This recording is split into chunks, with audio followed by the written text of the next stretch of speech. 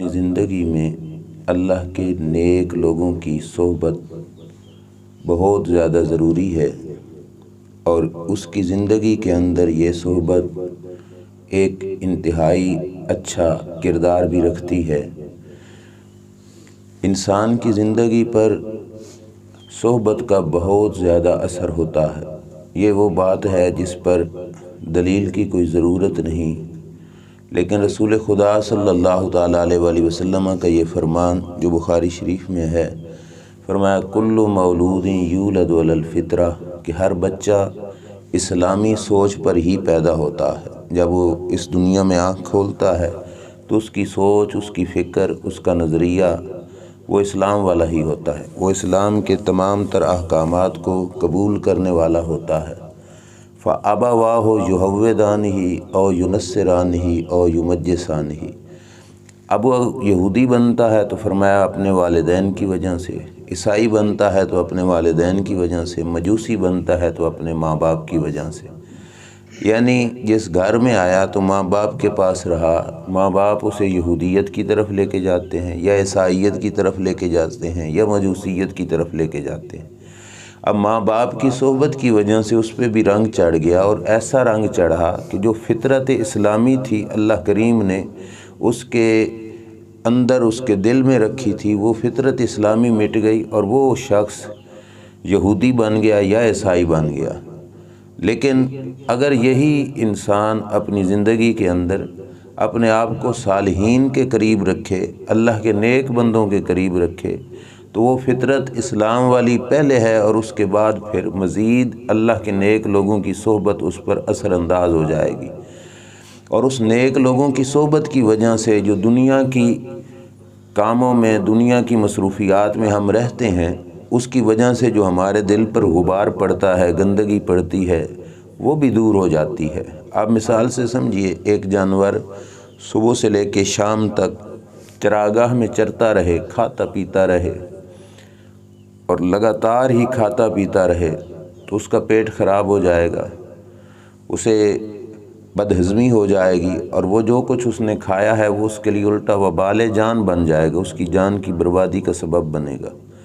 لیکن اگر وہی جانور کچھ کھانے کے بعد پھر دھوپ میں آ کے کھڑا ہو جائے، فضا کے اندر رہے، اور اس دھوپ کی شعاؤں میں فضا کے اندر کھڑے ہو کر وہ اپنی طبیعت کو مزید فریش کرے، پچھلا کھانا ہضم کرے، پھر جا کے کھائے، اور پھر آ کے اپنے آپ کو جو ہے دھوپ میں کھڑا کرے، ہوا خوری کرے، اور پچھلا کھانا ہضم کرے، تو اس کے بعد اس کی طبیعت اور اس کے معدے کے اندر جو کچھ گیا ہے وہ صحیح طریقے سے ہضم ہی ہوگا، اور اس کے جسم کے ساتھ لگے گا بھی صحیح۔ لیکن لگاتار کھاتا رہا تو وہ برباد ہو جائے گا، اس کا پیٹ بھی، اور اس کو بدہضمی کا شکار ہو جائے گا، ہو سکتا ہے موت واقع ہو جائے۔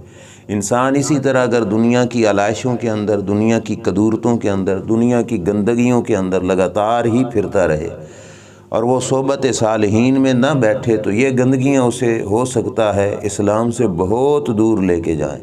اور اگر ان مصروفیات کے بعد بندہ کچھ لمحے اللہ کے نیک بندوں کی صحبت میں بیٹھ جاتا ہے، تو دوبارہ سے جو ایمان کی حرارت اور بیٹری ہوتی ہے وہ چارج ہو جاتی ہے، اور انسان دوبارہ سے اللہ تبارک و تعالیٰ کی محبت کا جذبہ اس کے دل میں پیدا ہو جاتا ہے۔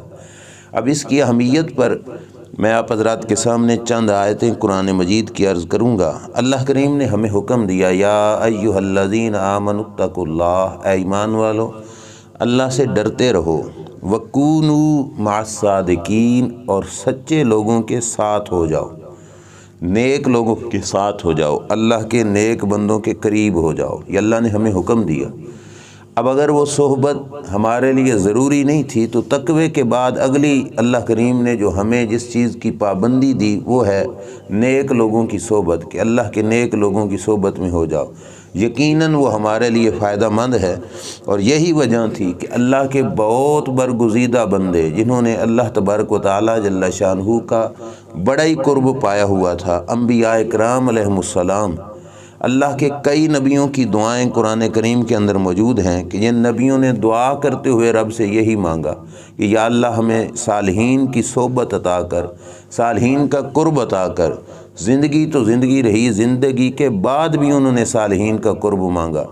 اللہ کے نبی یوسف علیہ السلام کی دعا قرآن مجید میں موجود ہے جس وقت وہ رب کی بارگاہ میں عرض کرتے ہیں فاطر السماوات والارض انت ولی فی الدنیا والآخرہ توفنی مسلما والحقنی بالصالحین، کہ اللہ کی بارگاہ میں عرض کرتے ہیں اے آسمان و زمین کے پیدا کرنے والے، مجھے موت دینا اسلام پر، اور مجھے موت کے بعد بھی نیکوں کی سنگت عطا کر دینا، صالحین کی، جن کو اللہ کا قرب حاصل ہے، یا اللہ مجھے ان کے ساتھ ملا دینا۔ اب نبوت کے اتنے بڑے منصب پہ ہونے کے باوجود اللہ کے مقربین انبیاء اکرام علیہم السلام کا قرب رب سے طلب کر رہے ہیں، تو ظاہری بات ہے اس کی بہت زیادہ اہمیت ان کی نگاہوں میں ہوگی۔ اور جس وقت حضرت ابراہیم علیہ السلام اللہ کی بارگاہ میں دعا کرتے ہیں تو ان کے الفاظ یہ ہیں رب حبلی حکما والحقنی بالصالحین، یا اللہ مجھے فیصلے کی قوت، علم کی قوت عطا فرما، والحقنی بالصالحین، اور مجھے صالحین کی صحبت عطا فرما۔ یہ نبیوں کی دعا ہے۔ یہاں صالحین سے مراد نبی ہیں، کیونکہ نبیوں کی جو اپنے سے پہلے برگزیدہ انبیاء اکرام علیہم السلام گزرے ان کی صحبت طلب کرتے ہیں۔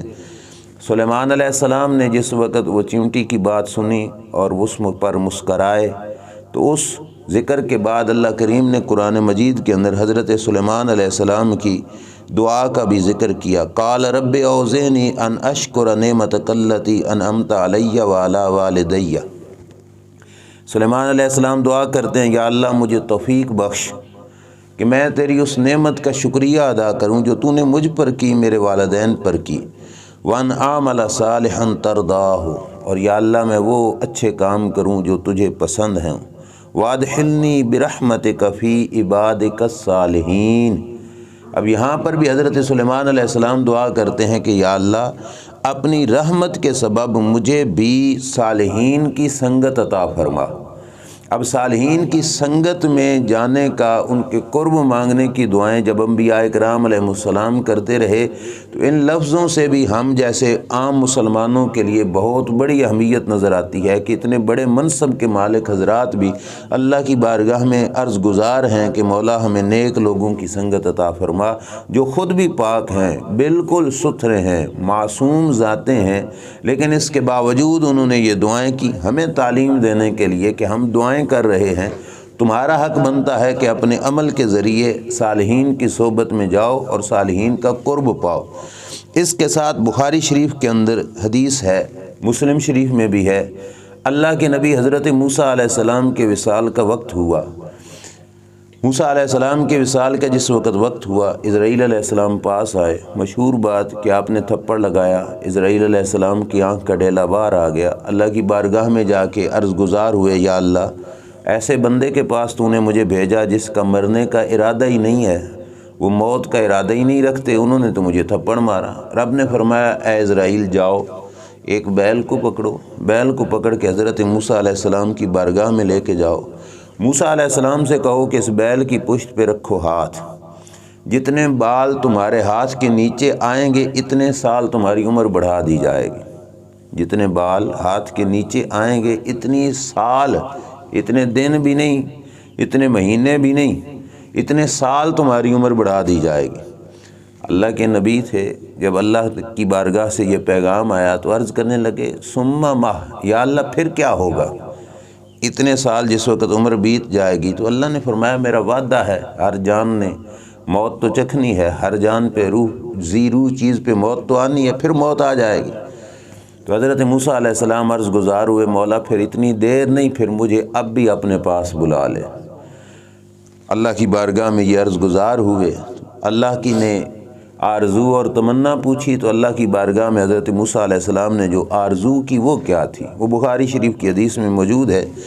عرض کرنے لگے اللہ کی بارگاہ میں رب ادننی من الارض المقدسہ ولو رمیۃ بحجر، کہ یا اللہ مجھے پاک سرزمین کے قریب کر دینا اگرچہ پتھر پھینکنے جتنی بھی جگہ کیوں نہ ہو، یعنی اللہ مجھے نیک بندوں کی زمین کے قریب موت دے، کتنی سی قرب ہو، عرض کرتے ہیں یا اللہ جیسے کوئی بندہ یوں پتھر پھینکتا ہے تو جتنی دور وہ جاتا ہے اتنی سی جگہ ہی مجھے قرب مل جائے اللہ کے نیک بندوں کی سرزمین کا، تو میری یہ ڈیمانڈ ہے، آرزو ہے کہ موت سے پہلے مجھے اللہ کے نیک بندوں کا قرب نصیب ہو جائے۔ اب من الارض المقدسہ، پاکیزہ سرزمین کے قریب کر دے۔ اب اس ارض مقدسہ کا معنی امام نووی نے جو ذکر کیا وہ کیا ہے؟ وہ کہتے ہیں اما سؤالہ الادناء من الارض المقدسہ فلشرفها وفصیلت ما فیہا من المدفونین من الانبیاء وغیرہم من الصالحین۔ اس زمین کو مقدس کیوں کہا اور اس کا قرب کیوں مانگا؟ وجہ یہ تھی کہ اس زمین میں اللہ کے پیارے نبیوں کی مزارات تھیں، قبریں تھیں، ان مزارات کی وجہ سے وہ سرزمین مقدس تھی، اور اس سرزمین پہ اللہ کے نیک بندوں کی مزارات تھیں۔ ان نیک بندوں کی مزارات کی وجہ سے حضرت موسیٰ علیہ السلام اس سرزمین کا قرب مانگ رہے ہیں کہ مولا بے شک کلومیٹر نہ صحیح، آدھا میل نہ صحیح، لیکن اتنا ہی قریب کر دے جتنا پتھر پھینکنے کی جگہ ہوتی ہے، میں اتنا ہی قریب ہو کے اللہ کے نیک بندوں کے قرب میں مرنا چاہتا ہوں۔ اب اس سے بھی پتہ چلا کہ یہ سارے انبیاء اکرام علیہ السلام کی زندگی سے، میں نے آپ حضرات کے سامنے عرض کیا کہ نیک لوگوں کا قرب اور نیک لوگوں کی سنگت اور ان کی صحبت مسلمان بندے کے لیے کتنی زیادہ ضروری ہے۔ اب اس کے بعد دوسری طرف آئیے کہ ہم جیسے مسلمانوں کے لیے جو قرآن مجید اور حدیث مقدسہ کے اندر جو ایک پیغام ہے صالحین کی صحبت کا، وہ اللہ کریم کے محبوب علیہ السلام نے اس پر انعام ذکر کر کے ہمیں ترغیب دلائی کہ نیک لوگوں کی صحبت میں بیٹھا کرو۔ حدیث پاک ہے کہ اللہ تبارک و تعالیٰ، یہ بھی بخاری شریف کی حدیث ہے کہ اللہ تبارک و تعالیٰ کے کچھ فرشتے ایسے ہیں، ہر فرشتے کی اللہ نے کوئی نہ کوئی ڈیوٹی لگائی ہے، وہ زمین پر اپنے اپنے کاموں کے اندر مصروف ہیں۔ سرکار فرماتے ہیں کچھ فرشتے وہ ہیں جو زمین پہ پھرتے ہیں تلاش کرتے ہوئے۔ کیا تلاش کرتے ہیں؟ وہ تلاش کرتے ہیں کہ اللہ کے نیک بندے کس مقام پر محفل لگا کے، مجلس لگا کے، اکٹھ کر کے، اجتماع کر کے بیٹھے ہیں، اس مجلس اور محفل کو اللہ کے فرشتے ڈھونڈ رہے ہوتے ہیں۔ سرکار فرماتے ہیں جس وقت ڈھونڈتے ڈھونڈتے روئے زمین کے کسی مقام پر ان فرشتوں کو وہ محفل، وہ جگہ مل جاتی ہے، تو فرشتے بھی اس اللہ کے نیک بندوں کی محفل میں شریک ہو جاتے ہیں۔ لیکن ہم ہوتے ہیں زمین پہ بیٹھے ہوئے۔ فرشتوں کی شرکت کیسے ہوتی ہے؟ حدیث پاک کے لفظ ہیں کہ فرشتے اپنے پروں کو صاحباں کی شکل، چھت کی شکل بنا کر ان کے سروں پہ تان دیتے ہیں۔ وہ فرشتوں کے پروں کی چھت کے نیچے، سائے کے نیچے وہ بندے بیٹھے ہیں اللہ کے نیک، اور فرشتے بھی ان کی سنگت میں آ گئے۔ پھر مزید جماعت آئی، انہوں نے ان سے اوپر پروں کا صاحباں بنا دیا، اور آئی تو انہوں نے ان سے اوپر، انہوں نے اس سے اوپر۔ سرکار فرماتے ہیں جس وقت فرشتوں کو پتہ چلتا ہے ایسی محفل کا، ایسی مجلس کا جو نیک لوگوں کی ہوتی ہے، فرشتے اس قدر کثرت کے ساتھ اس محفل میں آ جاتے ہیں کہ ان کا یہ سٹیپ بائی سٹیپ پروں کا ان کے سروں پہ سایہ کرنا یہ آسمان تک چلا جاتا ہے، زمین سے آسمان تک۔ محفل ختم ہوتی ہے تو اللہ کے فرشتے اللہ کے حضور حاضر ہوتے ہیں۔ اللہ پوچھتا ہے کہاں گئے تھے؟ اب بھیجنے والا خود ہے لیکن پوچھ رہا ہے کہاں گئے تھے، صرف ہمیں بتلانے کے لیے کہ ان لوگوں کو پتہ چلے کہ صالحین کی صحبت، اس کی اہمیت کتنی ہے۔ فرشتے عرض کرتے ہیں یا اللہ فلاں جگہ پہ ذکر کی محفل ہو رہی تھی، تیرے نیک بندے بیٹھے تھے، ہم بھی اس محفل میں حاضر ہو گئے، شریک ہو گئے۔ اللہ نے فرمایا کیا کر رہے تھے یہ بتاؤ۔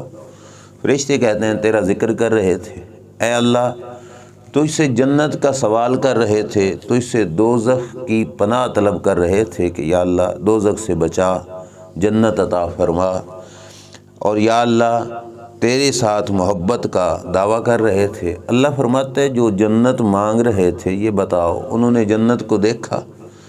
فرشتے عرض کرتے ہیں یا اللہ دیکھا تو نہیں لیکن مانگی جا رہے تھے، ہاتھ اٹھا کر طلب کیے جا رہے تھے۔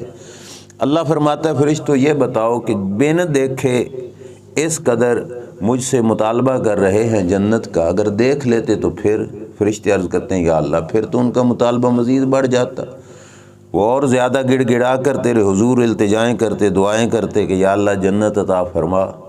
اللہ فرماتا ہے اچھا یہ بتاؤ کہ جہنم سے جو پناہ مانگ رہے تھے تو جہنم کی آگ کو انہوں نے دیکھا، جہنم کی ہولناکیاں دیکھیں، جہنم کی آگ کی سختی انہوں نے آنکھوں سے دیکھ لی تھی، فرشتے عرض کرتے ہیں یا اللہ نہیں دیکھی۔ اللہ فرماتے اچھا بن دیکھے جہنم کی پناہ مانگ رہے تھے کہ یا اللہ جہنم سے بچا لے، تو بتاؤ کہ اگر دیکھ لیتے تو پھر فرشتے عرض کرتے ہیں یا اللہ تو پھر تو بہت زیادہ ڈرتے جہنم سے اور بہت زیادہ تیری پناہ طلب کرتے کہ یا اللہ اپنی پناہ میں لے لے اور بچا لے جہنم سے۔ اللہ تبارک و تعالیٰ جل شانہ فرماتا ہے اے میرے فرشتوں، یہ جو کچھ تم دیکھ کے آئے ہو اب میں تمہیں گواہ بناتا ہوں اس بات پر کہ قد غفرت لہم فآتیتہم ما سألوا وآجرتہم ما استجاروا۔ اے فرشتوں تم گواہ بن جاؤ کہ میں نے اس پوری مجلس کو بخش دیا ہے، اور جو وہ مانگ رہے تھے وہ میں نے ان کو عطا کر دیا یعنی جنت، اور جس سے وہ پناہ مانگ رہے تھے میں نے اس سے ان کو پناہ عطا فرما دی۔ اللہ کے فرشتوں نے جب یہ انعام سنا کہ وہ پوری مجلس والوں کے لیے اس انعام کا اللہ کریم نے حکم جاری کر دیا ہے، تو فرشتے عرض کرتے ہیں یقولون رب منہم فلان عبد خطاء، یا اللہ ان بندوں میں بیٹھا ہوا ایک بندہ بہت زیادہ گناہ گار تھا، خطاء بہت زیادہ خطا کار ہے، بہت زیادہ گناہ گار ہے۔ وہ تو محفل میں بیٹھنے کے لیے تو آیا ہی نہیں تھا، وہ تو گزر رہا تھا، انما مر فجلس معہم، کسی کام کی گھر سے جا رہا تھا، مجلس سے گزرا، گزرتے گزرتے ان کے پاس بیٹھ گیا۔ یا اللہ باقیوں کی بخشش ہو گئی تو اس کی بھی بخشش ہو گئی، جو بڑا گناہ گار ہے آیا بھی وہاں نہیں تھا، بس گزرتے گزرتے بائی چانس وہاں پہ بیٹھ گیا۔ تو اللہ تبارک و تعالیٰ جل شانہ ان کو کیا فرماتا ہے؟ فرماتا ہے وَلَهُ غَفَرْتُ هُمُ الْقَوْمُ لَا يَشْقَىٰ بِهِمْ جَلِيسُهُمْ، اے فرشتو اس کو بھی میں نے بخش دیا۔ اب موضوع کے ساتھ اٹیچ یہ آخری جملہ جو رب ذوالجلال فرشتوں سے فرماتا ہے وہ کیا ہے؟ ہم القوم لا یشقیٰ بہم جلیسہم۔ وجہ یہ ہے کہ یہ مجلس میں بیٹھے لوگ اتنے خوش نصیب تھے کہ جن کے پاس بیٹھ کر کوئی شخص بدبخت نہیں رہتا، اللہ اسے بھی خوش نصیب بنا دیتا ہے، اس واسطے میں نے اس بندے کو بھی بخش دیا ہے۔ اب یہ دیکھو یہاں سے پتہ چلا حمیت کا کہ صالحین کی صحبت کس قدر فائدہ مند ہے، کہ ایک بندہ گناہ گار ہے، ذکر اور اس محفل میں شرکت کی ارادے سے بھی نہیں آیا، گزرتے گزرتے وہاں پہ بیٹھ گیا ہے، اللہ نے اس کو بھی بخش دیا ہے۔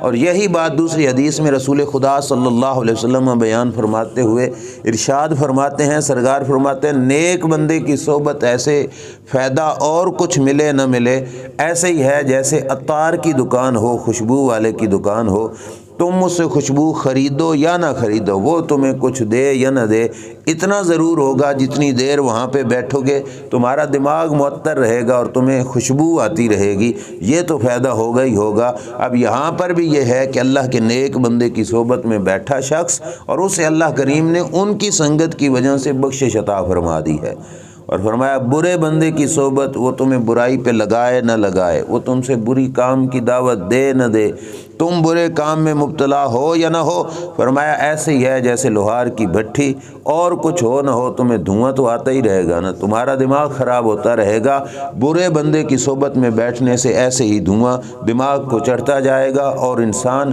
جو ہے آہستہ آہستہ برباد ہو جائے گا۔ نیک بندے کی صحبت میں بیٹھنے سے یہ فائدہ ہوتا ہے۔ ایک دنیا دار شخص کو یہ مسئلہ سمجھ نہیں آ رہا تھا، یہ جو حدیث پڑھی نا، اللہ نے فرمایا کہ وہ قوم ہی ایسی ہے جس کے پاس جو بیٹھ جائے وہ کبھی بدبخت نہیں رہتا، اس کو یہ بات سمجھ نہیں آ رہی تھی۔ اس نے ایک اللہ والے سے جھگڑا کیا، بحث کی کہ یہ ہو کیسے سکتا ہے کہ پاس بیٹھنے والے کو بھی یہ انعام ملے، یہ کیسے ہو سکتا ہے؟ انہوں نے کہا اچھا میں تجھے سمجھاتا ہوں۔ اس فقیر کے پاس بیٹھا تھا، فقیر کے سمجھانے کا انداز بڑا پیارا ہوتا ہے۔ گرمیوں کا موسم تھا اور جس وقت سورج چڑھ گیا، اب یہ بندہ بھی وہاں پہ بیٹھا تھا فقیر کے پاس، سورج چڑھ گیا، سورج کی تپش تھوڑی بڑھ گئی، تو جو اللہ کا فقیر تھا بیٹھا ہوا، اس کا خادم، اس کی خدمت گزار شخص آیا پنکھا اٹھا کر، اور اس نے پنکھا اٹھا کر نا وہ اللہ والے کو ہوا دینی شروع کر دی۔ اب اس فقیر نے سمجھا کہ یہ موقع ہے اسے بات سمجھانے کا۔ اللہ کے اس ولی نے کہا یہ بتاؤ کہ ہوا تجھے آ رہی ہے کہ نہیں آ رہی؟ اس نے کہا آ رہی ہے۔ آپ نے پوچھا یہ خادم تیرا خادم ہے جو پنکھا ہلا رہا ہے؟ اس نے کہا نہیں۔ کیا یہ پنکھے کی ہوا تجھے دینا چاہتا ہے؟ کہا نہیں۔ یہ تجھے پنکھے کی ہوا دے رہا ہے؟ کہا نہیں۔ اس نے کہا خادم بھی تمہارا ہے، پنکھے کی ہوا تمہیں دینا چاہتا ہے اور دے بھی تمہیں رہا ہے۔ انہوں نے فرمایا تجھے لگ رہی ہے کہ نہیں لگ رہی؟ اس نے کہا مجھے ہوا پہنچ رہی ہے۔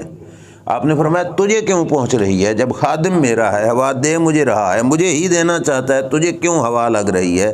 تو اس نے کہا وجہ یہ ہے کہ میں آپ کے قریب بیٹھا ہوں۔ تو اس وقت اس فقیر نے کہا بس یوں ہی سمجھ کہ اللہ کی رحمت اپنے بندے پہ جس وقت اترتی ہے، اللہ کے مقرب بندے پر، اللہ کے صالح بندے پر، اللہ کے نیک بندے پر، تو پاس بیٹھنے والے کو بھی اللہ تعالیٰ اس رحمت سے حصہ عطا فرما دیتا ہے۔ یہ مطلب ہے کہ ایسے لوگوں کے قرب میں بیٹھنے والا شخص بھی کبھی ناکام نہیں ہوتا، اللہ کریم اس کو بھی کامیابی عطا فرماتا ہے۔ مولانا روم رحمۃ اللہ تعالیٰ علیہ نے اسی واسطے ارشاد فرمایا تھا کہ یک زمانہ صحبت با اولیاء بہتر از 100 سالہ طاعت بے ریا۔ فرماتے ہیں ایک لمحے کے لیے کسی نیک بندے کی صحبت میں بیٹھ جانا 100 سال کی بے ریا عبادت سے بہتر ہے۔ بے ریا کا مطلب یہ ہے کہ جس میں ریاکاری نہ ہو، یعنی مقبول عبادت 100 سال کی ایک طرف، اور کسی اللہ والے کے قرب میں ایک لمحے کے لیے بیٹھ جانا وہ ایک طرف، اس کا فائدہ بندے کو زیادہ ہوگا۔ اور حقیقت یہی ہے کہ عبادت ہم کریں گے اپنی سوچ کے مطابق، اور ہمیں ہماری عبادت پہ جو کچھ ملے گا وہ ہماری سوچ کے مطابق ملے گا، لیکن صالحین کی صحبت میں بیٹھنے کی وجہ سے ہمیں جو کچھ بھی ملے گا وہ ان حضرات کی برکت کے سبب ملے گا، اور ان کی برکتیں پھر بہت زیادہ ہوگی۔ یہی وجہ تھی کہ حضرت سیدنا امام حسن بصری رضی اللہ تعالی عنہ ایک جنازے کے اندر شریک ہوئے، ان کا کوئی عزیز تھا وہ فوت ہو گیا، جنازہ پڑھ کے فارغ ہوئے تو باقی حضرات اپنے اپنے گھروں کو چلے گئے۔ امام حسن بصری رضی اللہ تعالیٰ عنہ دیر تک غور و فکر کرتے رہے وہاں پہ۔ جس وقت سورج ڈھلنے لگا تو حضرت امام حسن بصری رضی اللہ تعالیٰ عنہ فرماتے ہیں کہ میں نے دیکھا کہ دور جنگل میں ان کو ایک غار نظر آئی۔ غار سمجھتے ہیں نا، پہاڑ کے اندر جو جگہ تھی جہاں پہ لوگ رہتے ہوں گے، تو غار نظر آئی، آس پاس فل جنگل، بے آباد جگہ۔ تو حضرت حسن بصری رضی اللہ تعالیٰ عنہ نے سمجھا کہ یہاں پر ضرور کوئی نہ کوئی ڈکیت رہتے ہوں گے، لوگوں کی لوٹ مار کرنے والے، چور بدماش قسم کے لوگ رہتے ہوں گے جنہوں نے اس غار کو اپنی پناہ گاہ بنایا ہے، کیونکہ یہ آبادی سے دور ہے، وہ لوٹ مار کر کے یہاں پہ چھپ کے بیٹھتے ہوں گے۔ آپ نے یہ سمجھا، اور یہ سوچ کر امام حسن بصری رضی اللہ تعالیٰ عنہ اس غار کی طرف چل پڑے، بھئی ان کو تبلیغ کریں گے، ان کی اصلاح کریں گے۔ امام حسن بصری رضی اللہ تعالیٰ عنہ جس وقت غار کے پاس پہنچے تو غار کے دروازے سے جس وقت اندر جھانکا تو دیکھا اندر ایک شخص ہے جو مصلی پہ بیٹھا اللہ کی عبادت میں مصروف ہے۔ آپ نے جو سمجھا تھا وہ کچھ اور تھا، وہاں پہ جو نکلا وہ کچھ اور ہے، عبادت گزار ہے اور عبادت میں مصروف ہے۔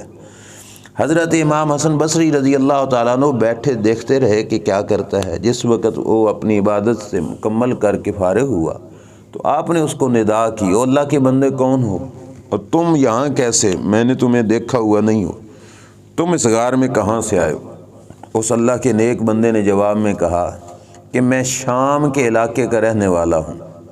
اب یہ بات توجہ طلب ہے کہ شام کے علاقے کے رہنے والا ہوں اور یہاں عبادت کر رہا ہوں۔ امام حسن بصری نے مسکرا کے کہا کہ علاقہ تیرا شام ہے اور بصرہ میں آ کے عبادت کرنے کا مطلب کیا ہے؟